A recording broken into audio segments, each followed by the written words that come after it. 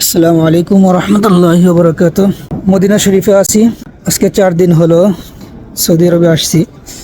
4 দিনে আমার যে অভিজ্ঞতাটা হলো সেটা হলো সৌদির শ্রম বাজার নিয়ন্ত্রণ করে 3টি দেশ, ইন্ডিয়া, পাকিস্তান ও বাংলাদেশ। এই 3 দেশ ছাড়া অন্যান্য যে সব দেশে শ্রম বাজার অর্থাৎ লোক পাঠায় সেটা খুবই নগণ্য। এর মধ্যে শ্রম বাজারে সবচেয়ে বেশি আগানো বাংলাদেশ, দ্বিতীয় নম্বরে আছে পাকিস্তান, তৃতীয় নম্বরে আছে ইন্ডিয়া। তবে এখানে ব্যবসায়িক দিক দিয়ে ইন্ডিয়া সবচেয়ে আগানো, এরপর পাকিস্তান, এরপর বাংলাদেশ। দেখেন, 3 দেশের মানুষ 3 ভাবে এদেশে ব্যবসা করে। ভারত এদেশে ব্যবসা করে শপিং মল, মুদি দোকান এবং অন্যান্য বড় বড় কোম্পানি, কনস্ট্রাকশন কোম্পানি, এইসব দিক দিয়ে ভারত ব্যবসা করে। ভারত এদেশে শ্রম বাজার অর্থাৎ যে শ্রমিক পাঠায় এদেশে, তার 80% অর্থাৎ 80% শ্রমিক থাকে শিক্ষিত। যার কারণে ভারত একজন শ্রমিক পাঠিয়ে এদেশ থেকে যে পরিমাণ রেমিটেন্স পায়, বাংলাদেশ 50 জন শ্রমিক পাঠিয়ে সেই পরিমাণ রেমিটেন্স দেশে নিতে পারে না। এটা একটাই কারণ, এটা হলো যে ভারত শিক্ষিত ছেলেদেরকে এদেশে পাঠায়। বাংলাদেশ এখানে সবচেয়ে পিছিয়ে, কারণ বাংলাদেশ সবচেয়ে মূর্খ শ্রমিক পাঠায়। আপনারা যারা সৌদি আরবে আসছেন তারা দেখবেন এদেশে যত ক্লিনার আছে সব জায়গায় বাঙালি। পুরা হেরেম শরীফের মধ্যে বাঙালি, প্রচুর বাঙালি হেরেম শরীফের মধ্যে কাজ করতেছে। এবং মসজিদে নববী, এই দেখেন, এই যে আমার পাশে এই যে হেঁটে যাচ্ছে, ইনি বাঙালি হেঁটে যাচ্ছে, শ্রমিক। কিন্তু এসব নগণ্য শ্রমিক আপনি ইন্ডিয়া এবং পাকিস্তানের পাবেন না। পাকিস্তানে পাবেন খুব কম, ইন্ডিয়াতে একদম পাবেন না। কারণ ইন্ডিয়া এরকম নিম্নমানের শ্রমিক এদেশে পাঠায় না। ওরা পাঠায় শিক্ষিত ছেলেদেরকে, ওরা পাঠায় ব্যবসায়ীদেরকে, ওরা পাঠায় টাকাওয়ালাদেরকে। তারা এদেশে এসে ব্যবসা করে, এদেশে এসে তারা ম্যানেজার হয়, এদেশে এসে তারা সুপারভাইজার হয়। এবং একজন সুপারভাইজার যেই টাকা ইনকাম করে, আমাদের বাংলাদেশ থেকে 5 জন শ্রমিক সেই টাকা ইনকাম করতে পারে না। এজন্য আমি বাংলাদেশ সরকারকে বলবো যে আমাদের দেশের যে শিক্ষা ধ্বংস করেছে, আওয়ামী লীগ যে শিক্ষা ধ্বংস করেছে, এই শিক্ষাকে আবার পুনর্গঠন করা। এখানে আরেকটা বিষয়, সেটা হলো যে বাংলাদেশ থেকে বর্তমানে যে আরেকটা উত্থান হয়েছে, সেটা হলো স্কুল কলেজে যা পড়াশোনা করে তারা তো না বাংলা পারে না ইংলিশ পারে, কোনোটাই পারে না। দেখা যায় যে ইন্টারমিডিয়েট পাশ করা, অথচ ইংলিশ কিছুই বলতে পারে না।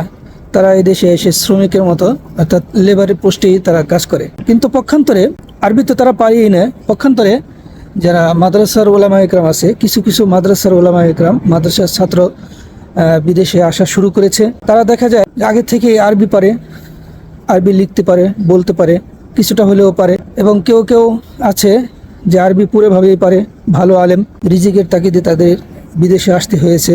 এই সব ছেলেরা এখন আবার সৌদি আরবে এসে খুব ভালো পারফরমেন্স করতেছে। বিভিন্ন অফিস আদালত তারা ট্যাকেল দিচ্ছে এবং সেখানে দেখা যায় যে তারা ইন্ডিয়া এবং পাকিস্তানের সাথে লড়াই করে তারা চলতেছে। একজন ইন্ডিয়ান যে টাকা ইনকাম করতেছে, এখানে একজন মাদ্রাসার ছাত্র বাঙালি সেই একই টাকা ইনকাম করতেছে। এরকম আমরা দেখেছি। আমার বন্ধু বান্ধব কয়েকজনে আছে যে সৌদি আরবে তারা ভালো ভালো অফিসে তারা চাকরি করতেছে।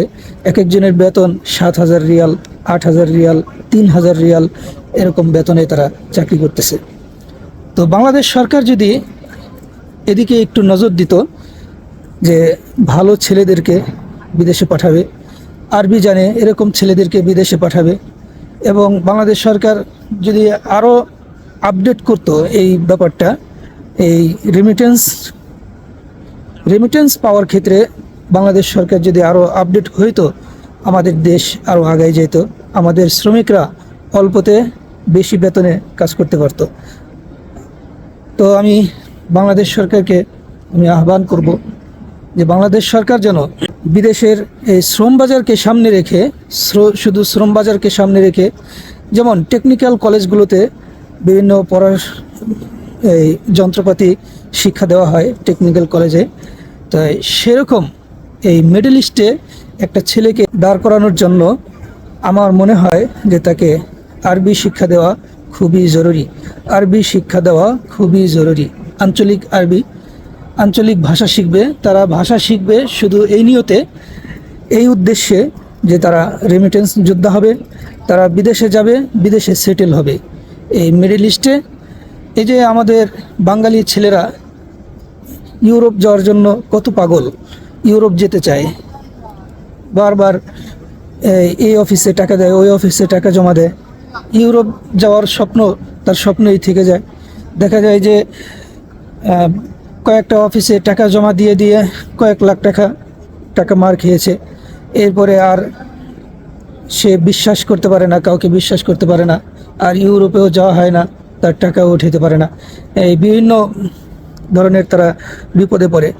তো এই যে ইউরোপে যাওয়ার জন্য তারা যে সময়টা ব্যয় করছে, যে টাকাটা ব্যয় করছে, আমার মনে হয় তারা এই সময় এবং টাকা যদি আরবির পিছনে ব্যয় করতো, যে আরবি শিখব, কিছু হলে আরবি শিখি, আরবি লেখা এবং আরবি বলা, এটা যদি তারা ব্যয় করতো, তাহলে এই মিডল ইস্টে এসে ইউরোপের টাকা ইনকাম করতে পারতো। ভাই, ইউরোপে গিয়ে অত টাকা ইনকাম করতে পারে না। 1 লাখ টাকা ইনকাম করতে তার জান বের হয়ে যায়। আর ইউরোপে যাই আপনি 1 লাখ টাকা কামাবেন, সেখানে আপনার খরচ আছে কমপক্ষে 50,000 টাকা। কিন্তু এই মিডল ইস্টে আপনি যদি 1 লাখ টাকা ইনকাম করেন, তাহলে আপনার খরচ যাবে সর্বোচ্চ 20,000 টাকা, আপনার 80,000 টাকা সেভ। আবার এখানে আসতেও অনেক সুবিধা, আপনার ভিসা প্রসেসিংয়ের কাজ অনেক সহজ। সুতরাং বাংলাদেশ সরকারকে আমি বলবো যে আপনারা এই শ্রমিকদেরকে আরবি শেখানোর ব্যবস্থা করেন, আরবি লেখা এবং আরবি বলা এটার ব্যবস্থা করেন। এটা যদি পারে, তারাও এই সৌদি আরবে এসে অনেক ভালো ভালো কাজ করতে পারবে, অনেক টাকা বেতন পাবে। এবং দ্বিতীয় নম্বর হলো যে তাদেরকে কাজ শিখিয়ে পাঠানো। এই ক্ষেত্রে বেশিরভাগ বাঙালি, অর্থাৎ 98% বাঙালি আপনার কাজ শিখে না, পড়াশোনা তো জানেই না, কোনো কাজও শিখে না। তারা সৌদি আরবে এসে এই 1300 রিয়াল, 1200 রিয়াল, 600 রিয়াল এই ধরনের তারা নিচু মানের কাজ করতেছে। এটা আমাদের জন্য যেমনভাবে এইসব রেমিটেন্স যোদ্ধাদের জন্য দুঃখজনক, এটা আমাদের জন্য দুঃখজনক, এটা পুরো বাংলাদেশের জন্য দুঃখজনক। আমি বলবো যে এই জিনিসটা যদি সরকার নিয়ন্ত্রণ করে, এই জিনিসটা যদি সরকার এখানে যদি হাত দেয়, আমাদের বাংলাদেশ আরও উন্নত হবে ইনশাআল্লাহ।